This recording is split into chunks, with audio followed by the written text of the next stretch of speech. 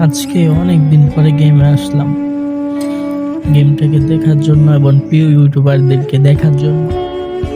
কিন্তু সবচেয়ে অবাক করার বিষয়, আমি যখন লিডার বোর্ডটা চেক দেই, আপনারাই দেখেন সেই চিরচেনা বাংলাদেশ টপ 1 সহ আমাদের জনপ্রিয় যেসব ইউটিউবার ইমোশন 19-20-এর দিকে যারা ইউটিউবিং স্টার্ট করে এই গেমটাকে এত দূর নিয়ে আসছে, তারা কেউ রিজনে নেই। এই সবচেয়ে বড় কারণ কি জানেন? হ্যাকারদের কারণে এখন তারা আর গেম খেলতেছে না।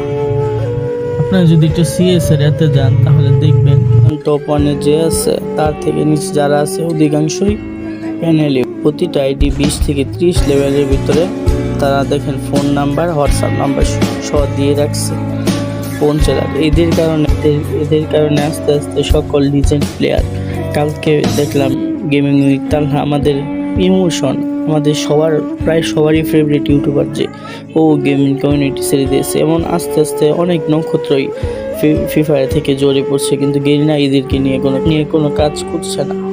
আপনারা যদি আমার সাথে একমত হয়ে থাকেন কমেন্টে জানায়েন।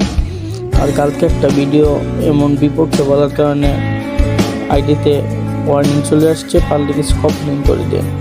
ধন্যবাদ সবাইকে, আসলেও থাকবেন, লিজেন্ডদেরকে মনে রেখে।